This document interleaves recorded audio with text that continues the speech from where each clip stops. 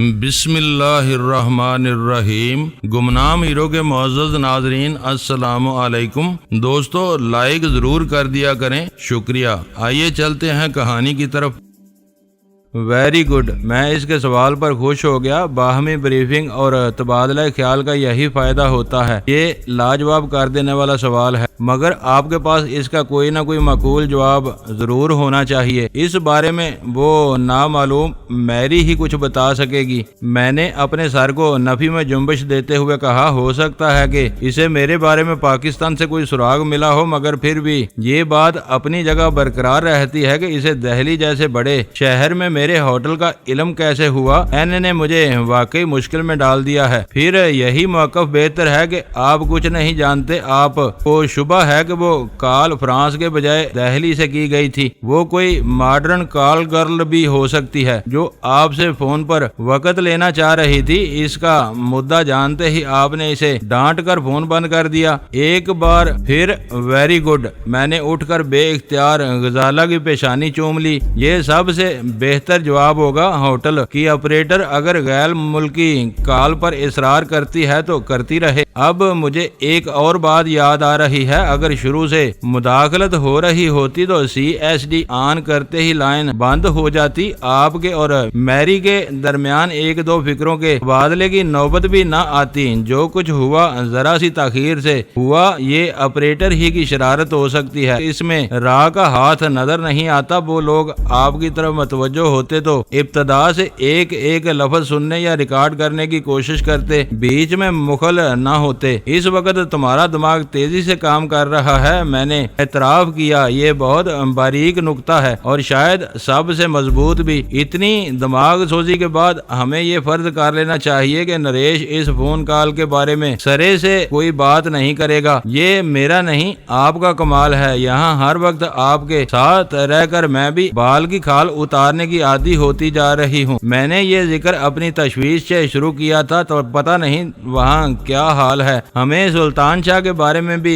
کوئی خیر خبر نہیں ملی۔ این اپنی ساری خامیوں کے باوجود فرد شناس ہے۔ اس نے واپس پہنچتے ہی کراچی والوں کی خبر گیری کی ہوگی۔ اگر وہاں کوئی گڑبڑ ہوتی تو وہ سب سے پہلے اسی کا ذکر کرتی، مجھ سے واپسی کے لیے اصرار نہ کرتی۔ اس وقت ساری توجہ اپنی کھال بچانے پر مرکوز رکھو۔ ہم یہاں ہتھیاروں سے نہیں بلکہ اعصاب کی بھیانک جنگ لڑ رہے ہیں۔ کہیں بھی چوک گئے تو مارے جائیں گے اور کوئی ہمیں بچانے کے لیے آگے نہیں آئے گا۔ وہ اپنے دونوں کانوں کو ہاتھ لگاتے ہوئے اٹھ گئی۔ کبھی کبھی آپ کی باتیں مجھے لرزہ بر اندام کر دیتی ہیں۔ یہ یہاں کی ٹھوس زمینی حقائق ہیں۔ ہم موت کے جبڑوں میں رہ رہے ہیں، بھٹکنے پر نکیلے دانتوں تلے کچلے جائیں گے۔ میں اپنے کمرے میں جا رہی ہوں، وہ ہلکی سی پھریری لے کر بولی، وہ کسی بھی لمحے یہاں ہوگی۔ اس وقت 12 بجنے میں صرف 5 منٹ باقی رہ گئے تھے۔ میں نے اسے روکنے کی کوئی کوشش نہیں کی۔ رینا اجیت رائے نے اس روز وقت کی پابندی کا ریکارڈ قائم کر دیا۔ ٹھیک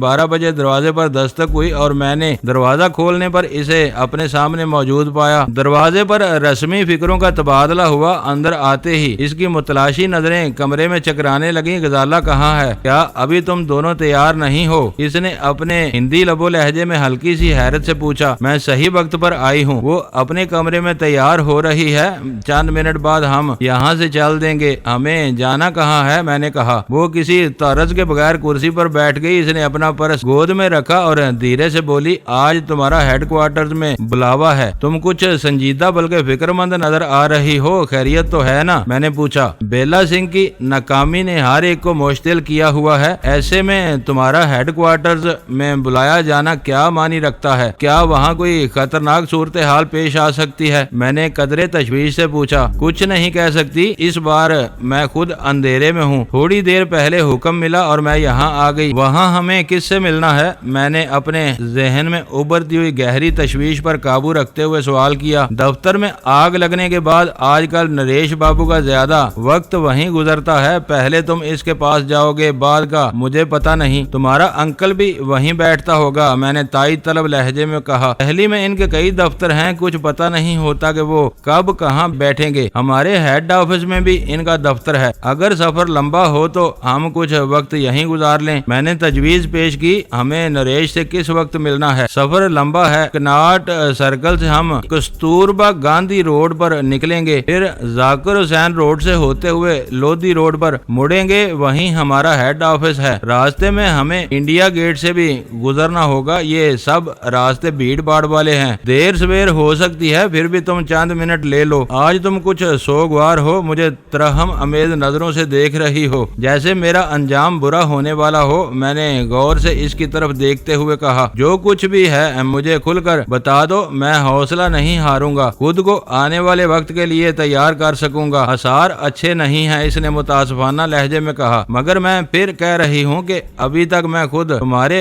बुलावे के सबब से बेखबर हूँ। मेरी भगवान से दुआ है कि तुम पर कोई बुरा वक्त न आए, क्योंकि तुमसे हमदर्दी करके मैं गंभीर खतरा मोल ले बैठी हूँ। तुम कोई चार चोट की मार पड़ी तो तुम खाया पिया तक उगल दोगे, इसमें मेरा नाम भी आएगा। इसने खौफजदा अंदाज में चंद सानियों के लिए अपनी आंखें मौंद ली और खामोश हो गई। मेरे दिल की धड़कनें तेज हो गई, मगर मेरे वजूद में खौफ के बजाय मुजाहमत की एक तुंद लहर दौड़ गई। रीना ने आंखें खोली और अपनी बात जारी रखी, तुम्हारा जो होना है तो होकर रहेगा, मगर मैं बिना मौत मारी जाऊंगी। हम लोगों में मदारी की सजा बहुत कठिन होती है। मेरी और तुम्हारी फिल्म जल गई। बेला अपने जोबन और 16 सिंगार के साथ भी तुमको न झुका सकी। अब नरेश बाबू जिलाया हुआ है कि तुमको कैसे काबू करे। वो हार मानने वालों में से नहीं है, मेरा अंदाजा है कि वो अब तुमसे अपनी हार का बदला लेगा। वो जो कुछ चाहता था चाबिक के जोर पर हासिल नहीं कर सकता था, इसके लिए मेरी रजामंदी जरूरी थी। रीना की बातें सुनते हुए मैंने फैसला कर लिया कि दरोगे मसलहत अमेज की तरह जरूरत पड़ने पर चाहे कुछ भी कर लूं, लेकिन नरेश के घिनौने मकासद पूरे नहीं होने दूंगा। वो ब्लैक मेलिंग के एक रकीक और घटिया हरबे को बिला वजह अना की जंग में तब्दील करने पर तुला हुआ था, तो नाकामी ही इसका मुकद्दर होने वाली थी। इस लड़ाई में मुझे खाक होना मंजूर था, सुपर डालना गवारा नहीं था। चंद मिनट बाद रीना ने बेचैनी से गजाला के बारे में पूछा और मैंने अपनी जगह छोड़ दी। इसी लम्हे एक अंदेशे से मेरे रोंगटे खड़े हो गए। रीना को यकीनी तौर पर कुछ इल्म नहीं था, इसने जो कुछ बताया वो इसका क्यास था। अगर इस क्यास में जरा भी हकीकत थी तो गजाला की वजह से मेरी पोजीशन बहुत नाजुक थी। वो दरिंदे मुझे जेर करने के लिए गजाला को डाल के तौर पर इस्तेमाल कर सकते थे। मैं इस बारे में आगे कुछ न सोच सका। बेइख्तियार मेरा दिल चाहा कि गजाला को इसी वक्त फरार की राह पर लगा दूं और खुद रीना के साथ चल दूं, मगर मैंने अपनी इस ख्वाहिश का गला घोंट दिया। मैंने भारत की सरजमीन पर अपनी जान सोजी से जो बसात सजाई थी, इसे एक जज्बाती फैसले से तबाह नहीं किया जा सकता था। हकीकत सिर्फ नरेश या अनिल बसवास के इल्म में थी। रीना के अंदाजे ज्यादा काबिल एतबार नहीं थे। इसके अंदाजे पर मुश्तिल होकर होश के बजाय जोश में आ जाना मेरे लिए तबाहकुन हो सकता था। मेरी एक दस्तक पर गजाला अपने कमरे से निकल आई। दोनों औरतों ने सर्द मोहरी से एक दूसरे की मजाज पुरसी की और हम लिफ्ट की तरफ चल दिए। ग्राउंड फ्लोर पर उतरकर होटल की इमारत से बाहर निकलने के बाद मुझे राह वालों के बिगड़े हुए मूड का अगला सबूत मिल गया। पिछली बार अनिल बसवास ने मुझे अपने दफ्तर बुलवाने के लिए रीना को एक शानदार कार देकर होटल भेजा था, लेकिन इस रोज रीना के पास कोई सवारी नहीं थी। वो होटल आकर खाली होने वाली किसी टैक्सी के इंतजार में बरामदे के किनारे पर रुक गई। रीना को खुद भी इन तब्दीलियों का एहसास था। वो न सिर्फ खामोश थी बल्कि मुझसे नजरें चार करने से भी दानिस्ता गुरेज कर रही थी। एक टैक्सी अपने इकलौते सफेद फार्म मुसाफिर को उतार कर जो ही खाली हुई, रीना ड्राइवर के बराबर वाली सीट पर बैठ गई। हम दोनों ने अकबी निशिस्त संभाल ली। रीना ने ड्राइवर को लोधी रोड चलने की हदायत की। ड्राइवर ने मीटर गिराकर टैक्सी आगे बढ़ा दी। मैं तुम दोनों को एक बात बता दूं कि आज की मुलाकात बहुत अहम है। टैक्सी कनाट सर्कल घूमकर सीधी सड़क पर आ गई तो रीना ने पीछे मुड़कर नासिहाना लहजे में कहा, कोई कड़वी कसैली बात हो जाए तो खामोशी से पी जाना और अपना दिमाग ठंडा रखना। तुम फिक्र न करो, आज हम बर्फ के बन जाएंगे। मुझसे पहले गजाला बोल पड़ी, मगर ये तो बता दो कि हमें कहाँ ले जा रही हो। राह के हेडक्वार्टर्स में नरेश से मिलना है। मैंने गजाला के कान में सरगोशी की। आज रीना रीना کو اس سے زیادہ کچھ معلوم نہیں ہے۔ ڈرائیور کی موجودگی کی وجہ سے ہم تینوں محتاط تھے۔ چند فکروں کے تبادلے کے بعد ٹیکسی میں خاموشی چھا گئی۔ میں کھڑکی سے باہر اس بارونق سڑک کا جائزہ لینے میں مصروف ہو گیا، جس پر کہیں کہیں انگریزی اور ہندی زبانوں میں کستوربا گاندھی مارگ لکھا ہوا تھا۔ سڑک سیدھی اور پر ہجوم تھی، مگر ٹریفک کے بہاؤ میں کوئی رکاوٹ نہیں تھی۔ کافی دور چل کر ٹیکسی نے ایک چوراہا عبور کیا۔ اس سے آگے انڈیا گیٹ کے آثار نمایاں تھے، جو بتدریج واضح ہوتے چلے گئے۔ آخر ٹیکسی انڈیا گیٹ کے کلب میں رینگنے لگی۔ اس بھیڑ باڑ سے نکلتے ہی ڈاکٹر ذاکر حسین روڈ کا آغاز ہو گیا۔ کچھ دیر بعد ہم دہلی گالف کورس کے قریب سے گزر رہے تھے۔ یہ رینا کی مہربانی تھی کہ وہ ہمیں راستے میں آنے والی اہم عمارتوں اور یادگاروں وغیرہ کے بارے میں بتاتی چلی آ رہی تھی۔ گالف کورس ختم ہوتے ہی ٹیکسی چوراہا گھوم کر داہنی طرف مڑ گئی۔ وہ لودھی روڈ تھا۔ بس اس اونچی بلڈنگ کے آس پاس گاڑی روک لینا۔ رینا نے آگے نظر آنے والی کنکریٹ اور شیشے کی ایک کثیر المنزلہ عمارت کی طرف اشارہ کرتے ہوئے ڈرائیور کو ہدایت کی۔ ڈرائیور کم گو تھا، سر ہلا کر رہ گیا اور پھر اس نے اس پرشکوہ عمارت کے سامنے ٹیکسی روک دی، جس پر ریسرچ اینڈ انالیسز ونگ کے ابھرے ہوئے جعلی حروف آویزاں تھے۔ وہ بھارت میں چلنے والے ایک متوازی نظام حکومت کا اعصابی مرکز تھا۔ رینا نے میٹر کے مطابق کرایہ ادا کر کے ڈرائیور کو فارغ کر دیا۔ یہ 13 منزلہ عمارت اور اس کے تہہ خانے سب راگ استعمال میں ہیں۔ رینا نے پختہ فٹ پاتھ پر پیش قدمی کرتے ہوئے ہماری معلومات میں اضافہ کیا۔ انیل اور نریش کس منزل پر ہوتے ہیں؟ میں نے روا روی میں پوچھ لیا۔ 7ویں منزل پر، رینا نے گردن گھما کر مجھے گھورتے ہوئے کہا۔ میں نے کہا تھا کہ اپنا دماغ ٹھنڈا رکھنا، یہاں انکل کا نام ادب سے لو۔ ہمارے کسی آدمی نے ایسا ادھورا نام سن لیا تو وہ تمہارے پیچھے لگ جائے گا۔ انیل بسواس کا نام ادب سے لینے سے بہتر تھا کہ زبان بند کر لی جائے۔ میں نے خاموشی اختیار کر لی۔ عمارت کے برآمدے میں 2 باوردی اور توانا گن مین موجود تھے۔ شیشے کی دیوار پر سرخ حروف میں نمایاں ہدایت درج تھی۔ یہ عمارت میں داخلے سے پہلے شناخت ناگزیر تھی۔ راہ کے ہیڈ کوارٹرز کا طویل و عریض اور بلندی دیکھتے ہوئے یہ اندازہ لگانا مشکل نہیں تھا کہ وہاں سینکڑوں افراد کام کرتے ہوں گے، مگر سخت ترین حفاظتی انتظام کی وجہ سے وہاں لوگوں کی آمد و رفت نہ ہونے کے برابر تھی۔ رینا نے آج خود ایک گن مین کو اپنا شناختی کارڈ دکھایا اور اسے ہم دونوں کے ساتھ اندر داخل ہونے کی اجازت مل گئی۔ تاریک شیشوں کی دیوار کے پیچھے مزید 2 گن مین موجود تھے۔ ہمارے اندر پہنچتے ہی انہوں نے ہمارے کپڑوں وغیرہ پر دستی آلہ پھیر کر ہماری جامہ تلاشی لی اور یہ اطمینان کر لیا کہ ہمارے پاس کوئی ہتھیار وغیرہ نہیں تھا۔ اس کلیئرنس کے بعد ہمیں ایک کاؤنٹر کی طرف جانا پڑا، جہاں پختہ عمر کی ایک بنی سنوری خاتون کاؤنٹر پر کمپیوٹر اور دوسرے آلات سجائے بیٹھی ہوئی تھی۔ اس نے رینا کا کارڈ لے کر ایک مشین میں ڈالا۔ کارڈ برآمد ہونے کے بعد اس نے کمپیوٹر پر اس کے کوائف کا اندراج شروع کر دیا۔ وہاں رینا کو صرف 2 باتیں بتانا پڑی۔ اول یہ کہ وہ 7ویں منزل پر نریش شرما کے پاس جا رہی تھی، دوم یہ کہ ہم دونوں اس کے ساتھ تھے۔ راہ کی عمارت پر باہر سے انگریزی میں لکھی ہوئی تحریریں نمایاں نظر آ رہی تھی، لیکن عمارت میں گھستے ہی میں نے دیکھا کہ دفاتر وغیرہ کی نشاندہی کرنے والی ساری تختیاں صرف ہندی میں لکھی ہوئی تھیں۔ دفاتر کے اس جنگل میں ہندی سے لا علمی کے سبب کوئی اجنبی آسانی سے کسی کو تلاش نہیں کر سکتا تھا۔ تیرتھ رام شاہ اسپتال کے قریب واقع راہ کا پاکستانی ونگ حفاظتی معاملات میں جس قدر یتیم تھا، اس کا صدر دفتر اس سے کہیں زیادہ قابل رشک حفاظتی حصار میں گرا ہوا تھا۔ اس عمارت کے بارے میں کسی مبالغے کے بغیر یہ کہا جا سکتا تھا کہ مسلح نگہبانوں کی اجازت کے بغیر وہاں پرندہ بھی پر نہیں مار سکتا تھا۔ اس عمارت کے اس حصے میں کوئی خفیہ کارروائی کرنے کا تصور محال تھا۔ اوپر جانے والے کشادہ زینوں کے ساتھ ہی 2 لفٹیں لگی ہوئی تھی۔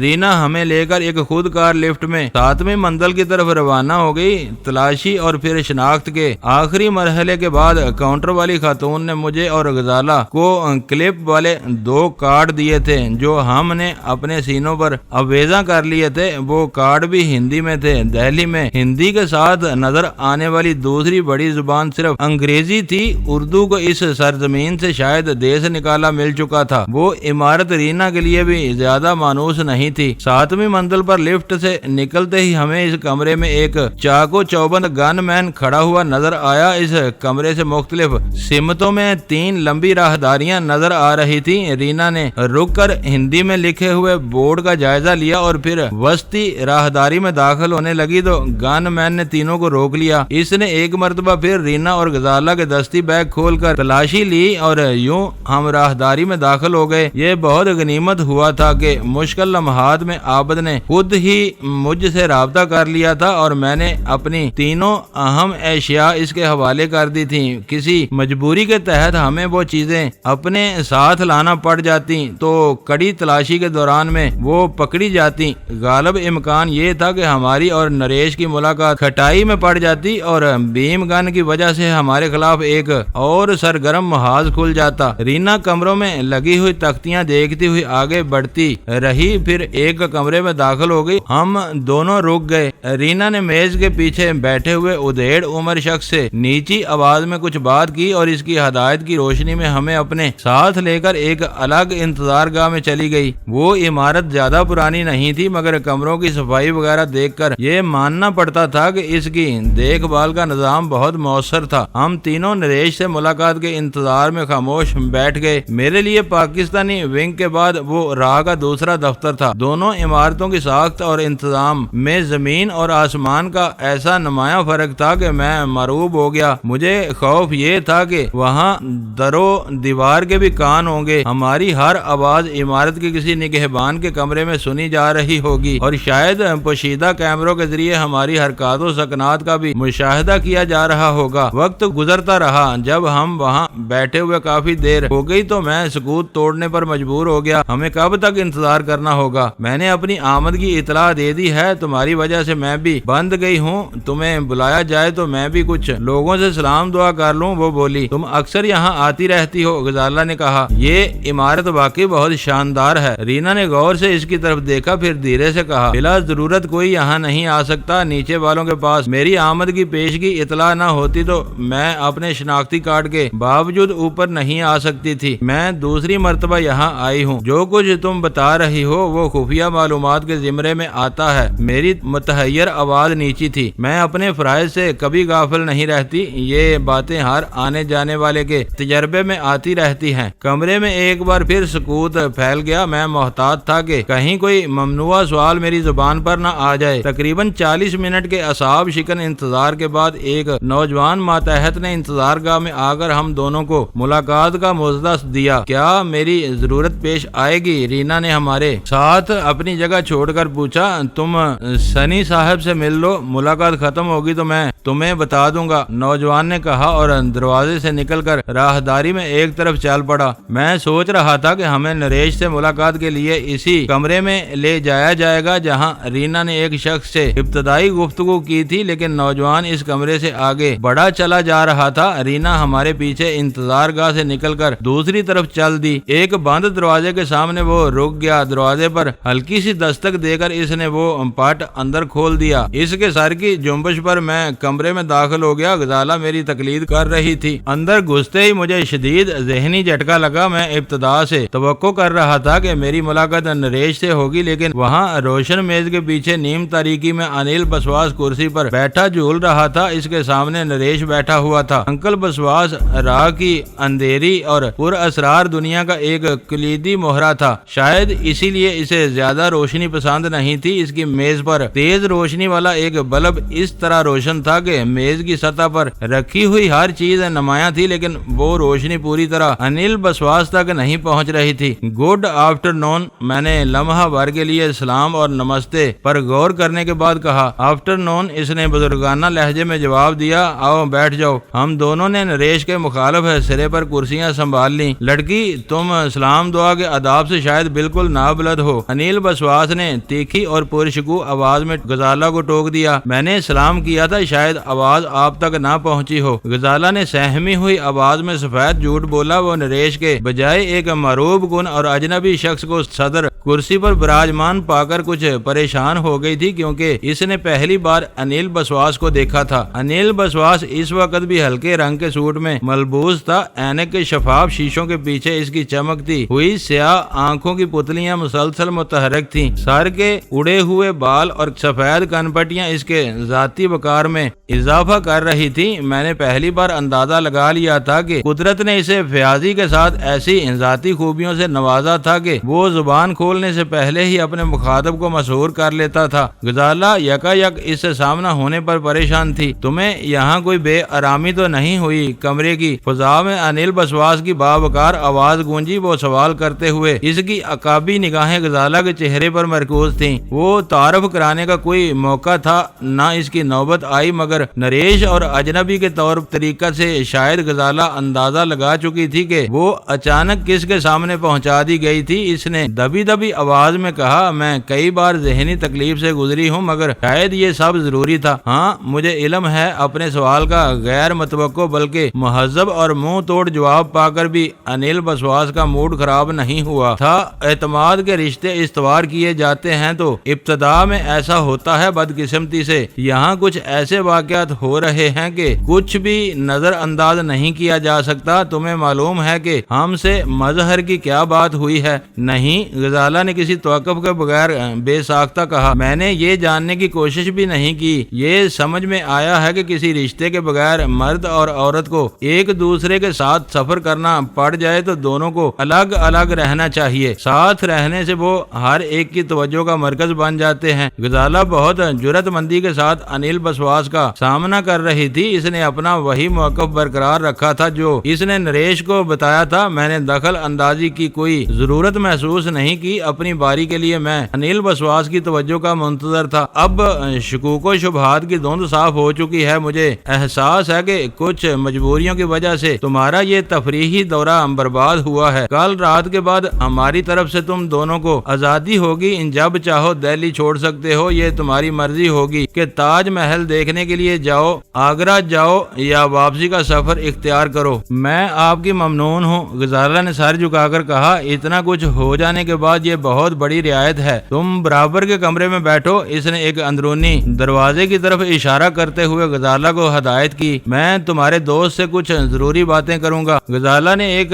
انوکھی حرکت کی، اٹھ کر سر جھکایا اور اسے آداب کہہ کر اندرونی بند دروازے کی طرف بڑھ گئی۔ انیل بسواس کے ہونٹوں پر توصیفی مسکراہٹ پھیل گئی۔ مجھے خوشی ہوئی کہ اس نے انیل بسواس کو برہم نہیں کیا تھا۔ اس نے اس سے گفتگو ختم کر کے خوشگوار فضا میں رخصت ہو رہی تھی۔ بغلی دروازہ دوبارہ بند ہو جانے کے بعد انیل بسواس میری طرف متوجہ ہو گیا۔ اس لڑکی سے تمہاری اتنی گہری دوستی ہے کہ یہ پاکستان سے تمہارے ساتھ یہاں چلی آئی، مگر تم کو اس پر اتنا بھروسہ نہیں ہے کہ اسے اپنے اور ہمارے تعلق کے بارے میں بتا سکو۔ کیا یہ عجیب بات نہیں ہے؟ مرد کمزور ہو تو عورت حاوی رہتی ہے۔ میں نے فلسفہ بگاڑا۔ یہ سعادت مند دوست ہے۔ میں جو کچھ کہتا ہوں وہ بے چوں چرا مان لیتی ہے۔ میں اسے خوش رکھتا ہوں، اس کی ہر ضرورت پوری کرتا ہوں۔ وہ میری ساتھ کسی بحث میں نہیں پڑتی۔ وہ خوبصورت لڑکی ہے۔ نریش نے پہلی مرتبہ زبان کھولی۔ تمہاری ہم خیال بن جائے تو ہم اس کے بارے میں بھی غور کر سکتے ہیں۔ اپنی یہ تجویز اپنی کسی اور ملاقاتی کے لیے محفوظ رکھو۔ میں نے شائستگی سے کہا، میں اسے ایسے کسی کام میں ملوث کرنا پسند نہیں کروں گا۔ یہ بات غیر ضروری ہے۔ میرا رد عمل دیکھ کر انیل بسواس نے شاطرانہ انداز میں نریش سے کہا، تمہیں مظہر کی سوچ کا صحیح اندازہ نہیں ہے۔ میں نے خاصی محنت کے بعد اسے قائل کیا تھا کہ وہ دو ناراض قوموں کو ایک دوسرے کے قریب لانے کا کام کسی سے غداری نہیں، انسانیت کی بڑی خدمت ہے۔ وہ ایک مذموم اور گنونے کام کو نفیس الفاظ کے لبادے میں پیش کر رہا تھا۔ میں نے اسے یہ یاد دلانے سے گریز کیا کہ اس عظیم انسانی خدمت پر آمادہ کرنے کے لیے اس نے مجھے اس ویڈیو فلم کی تشہیر کی دھمکی دی تھی جو رینا کے ساتھ میرے کمزور ترین لمحوں کی گواہ تھی۔ وہ دونوں راہ کے بڑے افسر تھے اور دونوں اول درجے کے خبیث تھے۔ وہ بھارتی قوم کی بہنوں اور بیٹیوں کو رینا اجیت رائے اور بیلا سنگھ کے روپ میں آبرو کی نیلام گاہ پر چڑھائے بیٹھے تھے اور غزالہ کو بھی اسی اینک سے دیکھنے کی کوشش کر رہے تھے۔ وہ یہ بول رہے تھے کہ ایک دن ان کی جوان سال لڑکیوں کے ساتھ کوئی طالع ازما افسر وہی کھیل کھیل سکتا تھا۔ شاید میں نریش کو کوئی سخت جواب بھی دے بیٹھتا، لیکن انیل بسواس نے غزالہ خالہ کو اگلی رات کے بعد آزادی کی خوشخبری سنا کر میرا منہ بند کر دیا تھا۔ میں نہیں چاہتا تھا کہ میری پیدا کی ہوئی کسی تلخی کے نتیجے میں معاملات پھر الجھ جائیں اور ہماری واپسی کا مرحلہ التباہ کا شکار ہو جائے۔ تمہیں پہلے مہینے کی پیشگی تنخواہ دے دی گئی ہے انیل بسواس۔ اس بار مجھ سے مخاطب تھا، تم کو تمہارا کام سمجھا دیا گیا ہے، رابطے کے نمبر تمہارے پاس ہیں اور تم ہماری فیلڈ فورس کا ایک بازو بن چکے ہو۔ مجھے یقین ہے کہ تم پاکستان واپس لوٹنے کے بعد ہمارے اس اعتماد کو مجروح نہیں کرو گے۔ مجھے معلوم ہے، میں نے سر جھکا کر معصومانہ لہجے میں اس کی دکھتی رگ چھیڑی۔ میری اور رینا کی ویڈیو خوف کی ایک تلوار بن کر مجھے ہمیشہ تمہاری تابع رکھے گی۔ یہ اچھی بات ہے کہ تمہارا حافظہ کمزور نہیں ہے، تم اہم باتوں کو یاد رکھتے ہو، انیل بسواس نے سپاٹ لہجے میں کہا، جیسے اس نے ویڈیو فلم کی راک کو یکجا کر کے مجھے بلیک میل کرنے کا مواد دوبارہ تیار کر لیا ہو۔ اگر اجازت ہو تو میں مظہر خان سے اپنے دل کی ایک بات کہہ ڈالوں؟ نریش نے جھجکتے ہوئے پوچھا۔ ضرور کہو، تمہیں میں نے اسی مقصد کے لیے اس وقت اپنے ساتھ بٹھایا ہوا ہے۔ انیل بسواس نے اس کی حوصلہ افزائی کی۔ تم اتنے مضبوط مرد نہیں ہو جتنا بنتے ہو، نریش نے میری آنکھوں میں آنکھیں ڈال کر سرد لہجے میں کہا۔ مجھے تمہاری مردانگی پر بھی شک ہے۔ جو شخص بیلا جیسے حسن بے پرواہ کو مناسب انداز میں خراج تحسین پیش نہ کر سکے، اسے مرد نہیں کہا جا سکتا۔ میری اور رینا کی فلم دیکھ لو، تمہارا یہ شک دور ہو جائے گا۔ اس بار میں اپنے کاٹدار جواب کو زبان پر نہ روک سکا۔ یہ کس بیلا کا ذکر ہے؟ انیل بسواس نے موقع کی نزاکت بھانپ کر انجان بنتے ہوئے پوچھا۔ میری ایک دوست ہے، جوان، بے حد حسین اور وش بدن، وہ اس کے ساتھ تنہائی میں پی کر بہک گئی تھی۔ مظہر کسی بزدل کی طرح اسے چھوڑ کر بھاگ آیا۔ تم مجھے مشتعل کرنے کی کوشش نہ کرو، میں نے پرسکون رہتے ہوئے جواب دیا۔ ساری غلطی تمہاری تھی۔ دوستو ویڈیو کو لائک ضرور کر دیا کریں۔ ISI پاک آرمی زندہ باد، پاکستان پائندہ باد۔ معزز ناظرین، اپنا خیال رکھیے گا اور اپنے اس چینل کا بھی شکریہ۔